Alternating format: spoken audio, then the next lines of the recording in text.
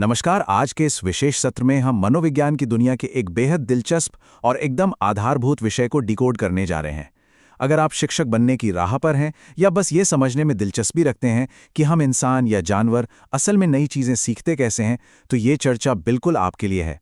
आज हम गहराई से समझेंगे एडवर्ड ली थॉर्नडाइक के अधिगम के सिद्धांत को, यानी उनके सीखने के सिद्धांत को। तो चलिए बिना किसी देरी के इस शानदार सफ़र की शुरुआत करते हैं। ठीक है, तो आइए देखते हैं कि आज हम क्या-क्या कवर करने वाले हैं। हमारी चर्चा मुख्य रूप से 6 हिस्सों में बंटी है। पहले थॉर्नडाइक से परिचय, फिर इस सिद्धांत के अलग-अलग नाम, उसके बाद वो मशहूर भूखी बिल्ली का प्रयोग, फिर 3 मुख्य नियम, 5 गौण नियम और अंत में कक्षा में इसका असली अनुप्रयोग। खंड 1, एडवर्ड ली थॉर्नडाइक से परिचय, एक मार्गदर्शक। ईएल थॉर्नडाइक कोई आम मनोवैज्ञानिक नहीं थे। ये एक बहुत ही प्रसिद्ध अमेरिकन मनोवैज्ञानिक थे।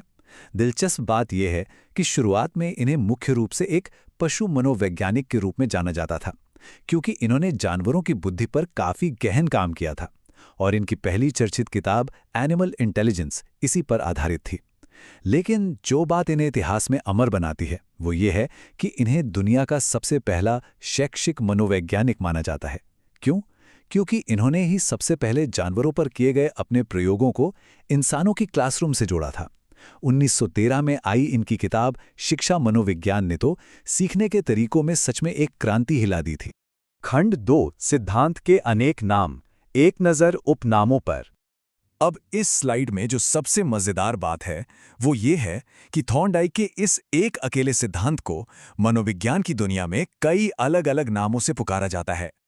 इसे प्रयास एवं त्रुटि यानी ट्रायल एंड एरर का सिद्धांत तो कहते ही हैं, साथ ही इसे SR बॉन्ड यानी स्टिमुलस रिस्पॉन्स थ्योरी भी कहा जाता है। इसके अलावा कनेक्शनिज्म, संबंधवाद और आवृत्ति का सिद्धांत भी इसी के नाम है। आप इसे अपने लिए एक विजुअल चीट शीट मान सकते हैं। इन नामों को याद रख लिया तो परीक्षा में कभी कोई कंफ्यूजन नहीं होगा। खंड 3, भूखी बिल्ली का प्रयोग, प्रयास, त्रुटि और मछली। और अब आते हैं उस कहानी पर जो इस पूरी थ्योरी की जान है। थॉर्नडाइक ने क्या किया कि एक भूखी बिल्ली को एक खास तरह के पिंजरे में बंद कर दिया, जिसे उन्होंने पजल बॉक्स नाम दिया, और पिंजरे के ठीक बाहर एक प्लेट में रख दी एक मृत मछली। अब सोचिए, बिल्ली है भूखी और बाहर से आ रही है मछली की शानदार महक। बिल्ली तो बेचैन होगी ही। वो बाहर निकलने के लिए पिंजरे में बेतरतीब ढंग से उछल कूद करने लगी, कभी यहां पंजा मारे कभी वहां। यही तो था उसका प्रयास और त्रुटि। और फिर अचानक एकदम संयोग से उसका पैर पिंजरे के एक लीवर पर पड़ गया। खट से दरवाजा खुला, बिल्ली बाहर आई और उसने मछली खा ली। जब इस पूरी प्रक्रिया को बार बार दोहराया गया तो एक समय ऐसा आया कि बिल्ली ने फिजूल की उछलकूद बिल्कुल बंद कर दी और सीधे लीवर दबाकर बाहर आना सीख लिया। और यह प्रयोग बहुत ही शानदार तरीके से SR बॉन्ड को परिभाषित करता है। यहां S यानी स्टिमुलस, या आसान भाषा में कहें तो उद्दीपक, वो मृत मछली थी जिसने बिल्ली को एक्शन लेने पर मजबूर किया, और R यानी रिस्पॉन्स था बिल्ली का वो प्रयास, उसका वो लीवर दबाना। जब ये बार बार हुआ तो मछली रूपी लक्ष्य और लीवर दबाने के काम के बीच एक बहुत ही मजबूत साइकोलॉजिकल कनेक्शन बन गया। मनोविज्ञान की भाषा में स्टिमुलस और रिस्पॉन्स के इसी मजबूत रिश्ते को हम सीखना या अधिगम कहते हैं। खंड 4, 3 मुख्य नियम, सिद्धांत की नींव। नंबर 3, इस अंक की अपने दिमाग में एक साफ तस्वीर खींच लीजिए। थॉर्नडाइक ने सीखने के ठीक 3 मुख्य नियम दिए हैं। एग्जाम्स में कई बार सीधा सवाल आता है कि मुख्य नियमों की संख्या कितनी है, तो याद रखिएगा जवाब हमेशा 3 ही होगा। और ये 3 प्राइमरी लॉज हैं। पहला अभ्यास का नियम, दूसरा तत्परता का नियम और तीसरा प्रभाव या परिणाम का नियम। ये तीनों नियम मिलकर एक तरह से फाउंडेशन तैयार करते हैं कि कोई भी इंसान कितनी जल्दी और कितनी गहराई से किसी नई बात को सीखेगा। चलिए अब देखते हैं कि ये नियम एक दूसरे पर कैसे आधारित हैं। सबसे पहले आता है तत्परता का नियम। इसका सीधा सा फंडा है, जब तक आप अंदर से कुछ सीखने के लिए तैयार नहीं हैं, दुनिया की कोई ताकत आपको वो नहीं सिखा सकती।